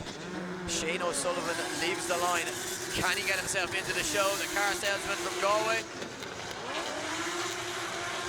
Only ever missed one event since he started in the Irish Drift Championship, and he has been in the game a long, long time. What a record to have. And right now, shredding those Maxxis tyres and doing a very good job getting this car around the circuit. And Shane O'Sullivan showing every call on all his experience right now, Dave, just to keep himself composed, to get this car around the circuit and over the line with a score on the board. Will it be enough to get him into the top 8? Certainly enough to get him into the top 24, no doubt about that. Yeah, experience counting for a lot there. Knew he had to get the job done, and so many times we've seen before, Shane O'Sullivan does not disappoint, putting in a solid run in the Jap Speed S15. Will it be enough for top 8? Well, we'll find out, but again, he'll sigh relief there that he's got himself into battles. 82.7 for Shane O'Sullivan, puts him into 10th position, just outside the top 8 automatic qualifiers for the top 16 later today, and he will be back for sudden death, top 24 at 2 o'clock today. Next up, Joe Doyle, another man in the borrowed car, and it seems to be a great day for people in borrowed cars, but Joe Doyle will have a little bit of improvement to do from his first run. Yeah, only managing a 53.7 on the first run, so needs to try and make this borrowed car work. Of course, John O'Hara hand throwing him the keys and saying, you know what, take my car, your own car's not working. You're doing well in the championship. Championship points are vital, 2 rounds to go. Joe Doyle, foot to floor, throwing it aggressively towards the walls, but just ever so slightly coming off that line, Dave. And right now, if you're Joe Doyle, you're saying to yourself, I gotta be good on the rest of this circuit, I gotta pick up some points, and I gotta get myself into the game. Don't worry about getting automatically into that top 16. Get yourself some track time, but an error there as he comes by that intersection of the circuit. Yeah, just watch a little bit wide on the hairpin, Ed, and it's going to cost him some scores, but a much better run than his first, it looks like to me, bar that mistake. So it will all come down to how heavily the judges weigh that error. And let's see if John O'Hare is going to have a little bit more relaxed evening, or he's going to have a very stressful evening, depending on how Joe Doyle's score comes in here. Incredible car, though, one of my favourites on the grid. Yeah, and you can just see the amount of people just arriving through the gates, and they are in for an absolute treat this afternoon. Still time to get yourself down to Punchestown. Tickets available on the gate, and the grandstand, I believe, at this stage sold out. Yep, 78.7 sees Joe Doyle into 13th position. Joe Doyle into 13th position, and you know what? An impressive display in a car he hasn't had too many laps in. Next up, Alan Hines on the line. And Alan, who said he's out a little bit of horsepower this weekend in his 2JZ Pro Drift Academy S14, representing Link Engine Management, Group D, Drift 2 Motorsport Origin Labo. And it's a stock 2JZ in this car, so not a huge amount of horsepower, but he's got a lot of talent and does a lot of driving online and online championships. One of the best virtual drifters out there, but in reality, he's also pretty good too. And look at this line from Alan Hines on the front brake as he comes through clip 2. Haven't even seen that from anyone else. No, Alan Hines utilizing that technique quite a bit, and of course, learning it and practicing it on the simulation virtual driving that he does. And right now, Alan Hines looking very confident. A 74 in his first run, looking to improve on that. Shout out to his mom, Sinead. Hashtag Drift Moms in attendance here this weekend. Absolutely, and look at this Alan Hines. He is pinpoint perfect everywhere here. And he's on the outside. I think Alan Hines could go very close to the top. It's going to be top, or it's going to be close to top. I don't know about top, but certainly going to be up there. Alan Hines nailing that circuit. And I mean, when I saw the front brake come on clip 2, just to get to that wall, you can see the confidence. You're accelerating, counter steering, handbraking, and front braking, and everything at the same time. Crazy. Yeah, a technique that we're very accustomed to seeing in the European Championship. Don't always see our homegrown guys doing it here in Ireland, but Alan Hines has perfected that technique and using it to full ability, to full effect. Judges deliberating over this one, Dave, and we know what that. So we wait to score for Alan Hines, and you know what? I think that could be a top 8 score. I mean, we've seen some big runs on in here. Definitely top 8. If they're deliberating, Dave, that means it's going to be close to going top. I think this could break into the 90s. Could it outdo that 91.7 it was from perfect. Mitch Larner? Could it jump into second and outdo the 90 from Dwayne McKeever? Those two guys leading the championship still to take to the circuit for their second runs. It's a 90 dead for Alan Hines. He splits McKeever and Larner at the top and goes into second position. Oh, it's heating up here in Punchestown, both figuratively and literally. Yes, so that leaves us with 5 drivers remaining for their second run of qualifying. The first of those will be Mark McBurney. Only managed a 75, and I say only managed because he dialed on that angle that we're accustomed to seeing, and just cost him a few points from the judges. He is ready to leave the line, and all smiles inside that 180SX. Thumbs up to the start line, Marshall.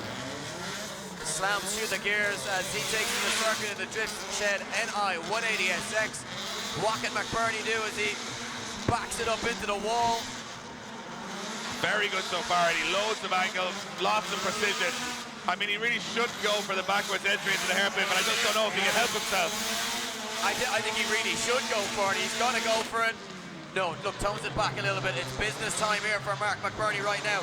Look at the precision, Dave, as he takes that inner clipping zone with the front end of that 180SX. McBurney's on for a big one here as he puts the foot down through the final sections of the circuit. What can Mark McBackwards do as he crosses the line, Punchestown, makes some noise? Oh, that's a difficult decision for the judges. That's a big run, another huge run.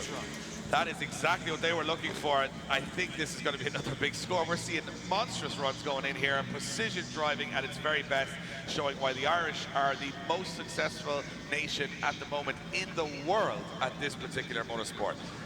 We have the current US champion, European champion, UK champion, and right now Mark McBurney scores an 88.3, putting him into 5th position, showing the future is just as strong as the present as he puts another big run in. And Mike Fitz now, he said this is the highest in the championship he's ever been at this stage of the year, of the season. He currently sits in 4th. He wants to overtake Paul McCarthy, but he's got to get the job done here and put in a big run. Never afraid to put some damage on the back end of this car. Yeah, certainly not. That car has been rebuilt more times than I can imagine most other cars on the grid. Could we see Mike Fitz take it to the podium and take home some silverware back to Group D and back to Cork? Right now he's got to worry about his second run in qualifying as he looks to bump up that 84 on the first run, hanging that spoiler over the wall. And Mike Fitz in the drift games, FC or X7. You can just see how bumpy it is on certain sections there, Eddie, and this car is set up pretty slammed, so it's actually quite difficult. But Mike, look at this, taking it to the wall, running the spoiler. Pinpoint accuracy from Mike Fitzgerald, Dave. Yeah, this is another massive run if you can hold it together. These guys are in the game today. So the final sections for Mike Fitzgerald, and you know what, Dave? These runs are coming in thick and fast, and another impressive run from Mike Fitzgerald. And he is looking confident right now out on circuit. And you know what, picking a winner is not going to be easy today, Dave. A lot of drivers really showing just how comfortable they are out of this circuit. We saw it yesterday, a lot of drivers looking competitive in the Pro-Am competition, and the Pro class is no different today. Mike Fitzgerald scores an 87. An 87 for Mike Fitzgerald, 7th position for him. 7 in the RX-7, with his number being 7, it could be a lucky day for Mike Fitzgerald. 777's there. As we move on to the man sitting 3rd in the championship, Paul McCarthy had a fire after getting an 80. So at the moment, he sits in the top 4. He'd stay in the top 4. And obviously no concerns about that car either, Dave. The fact that he's brought it back to the line. He is, as you say, inside the top 4 in qualifying, so no need to come back out to do a second run if he had any doubts about the car.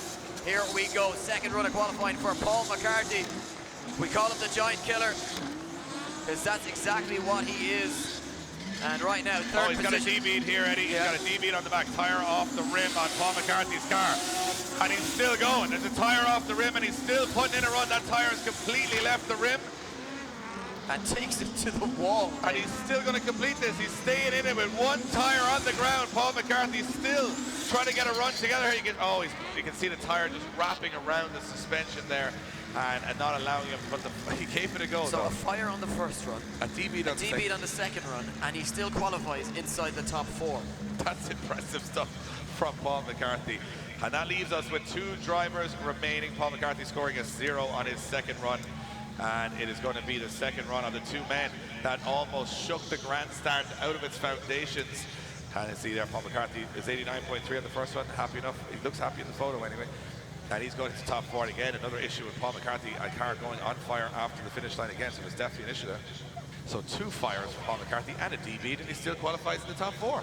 That's a man fighting for a championship right there. He certainly is, and he's really going to have to fight for it. Hopefully this won't be something that costs him championship points here this weekend.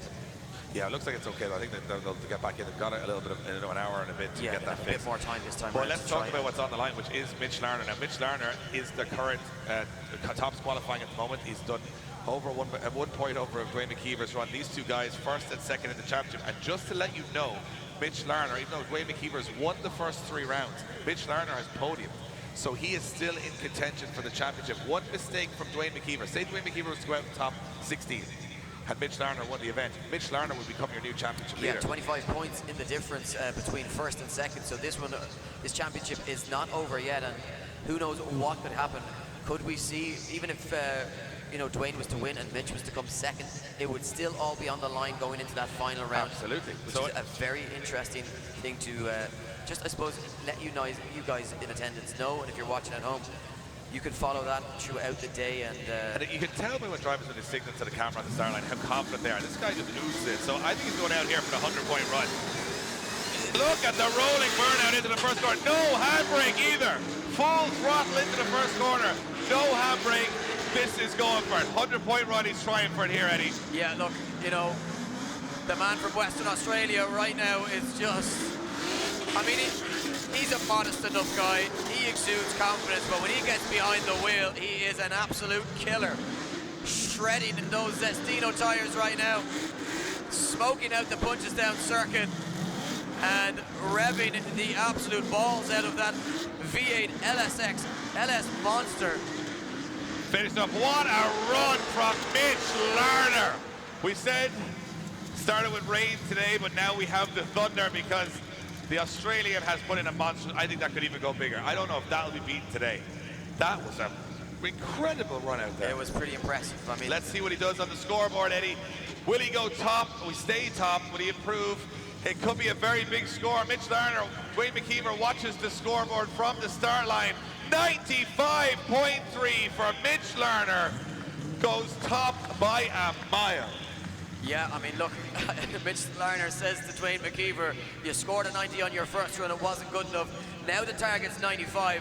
What have you got? Look at the smile on Dwayne McKeever. Look at the smile in the cockpit. Shakes his head and says, all right. I think he's relishing the opportunity He here. says, I got to go for over at 95 here. Well, you know, let's watch this. He's going to put everything on the line here. He knows that he needs to put in a huge run. He needs to just smoke out this So arena. McKeever's told the Starlight Marshal he's going for a 100-point run here.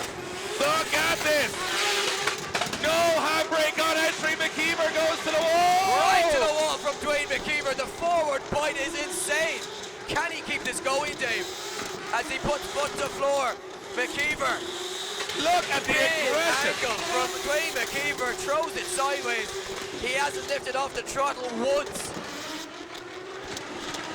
Feathers the throttle through that tight section. Back on the power. In the Driftworks Tri-Ace Tire 180 SX. You can barely see him on your screens, but we can see him in the arena. He crosses the line. Wow. Punches down. Make some noise. What was that? Dwayne McKeever, Mitch Larner, these guys are out to put on a show. Grandstand, give him a big round of applause as he cools the car down in front of you. Dwayne McKeever says, no Australians winning here today. The Irish are staying undefeated for 15 years. And Mitch Larner sits with a 95.3. It's the last run of qualifying.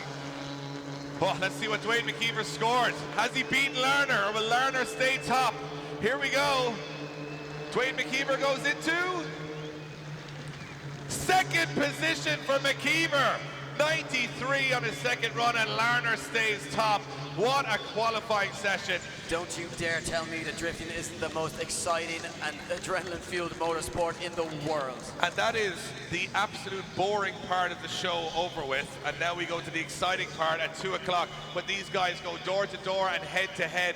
If you're here in attendance, we're going to let you know what's happening right now. If you go to the parade ring, you can check out all the manufacturers. There's also a kids zone out there. And we are in the exhibition center. You got to make your way in there. The best modified metal in the country inside the exhibition center. Also Monster Energy in there doing some free tattoos and haircuts in there as well, along with the best and most random selection, including 50 cars on the Speed Hunter stand. And check this out, the Exotic Center. This is where some of the rarest cars in the country. Check that out, Aventador SVs, Ferrari 458s, all the crazy stuff that's in there. And we are ready for you guys to take a walk around. From us in the tower, we're going to go check out the action also and leave you with the scoreboard from the top 24 and let you know the guys that have made it into the top 24. As you can see, Mitch Larner topping things with 95.3. McKeever couldn't get it done, 93. Alan Hines, the virtual hero, goes into third place with a 90. Fourth for Paul McCarthy after 2 fires and a D-bead. Mark McBurney after backwards entry sits in 5th. Kevin Quinn jumping in there into 6th place. Mike Fitzgerald in the RX-7, he sits 7th. 8th for Chris Burnett. And that is round out. Those are the guys automatically making it through to the top 16. The rest are going to have to face sudden death at 2 o'clock. Brian Egan, Charlie Geary, Alan O'Loughlin in 11th, 12th for Shane O'Sullivan, Kieran Casey in 13th, 14th for Liam Devlin, 15th Joe Doyle, 16th Darius Spencer with 180 horsepower, 17th position for Danny O'Callaghan, 18th for the Pro-Am, Andy Keys, 19th Dennis Murphy, 20th for a struggling Pete Nielsen. 21st position for Chris Brady, 22nd for David Hobbs, 23rd for Michael Megan, and rounding out the top 24 is Dean Martin. We're back here, 2 o'clock on circuit for the top 24 battles, door to door. And I'll tell you one thing right now, in the exhibition hall, our guys, our judges are putting stickers on cars to let you know who the finalists of that show are right now. And of course, if you want to get into the passenger seat of a drift car to the left-hand side of the exhibition center, you can go to the Drift Games shop, the Irish Drift Championship shop to the left of the exhibition center, and you can get into the passenger seat with one of our pro drivers. Get out in the drift car right now if you're here in attendance and get a spin in the drift car. Head down to the Drift Games and IDC merchandise stand, grab yourself a wristband, get out with one of our pro drivers. We're back here at 2 o'clock with more action from the Irish Motor Festival and round 4 of the Punchestown, round 4 of the Irish Drift Championship here in Punchestown Racecourse. I'm excited, everybody's excited. Me and Eddie are going to go check out the cars. We'll see you guys soon.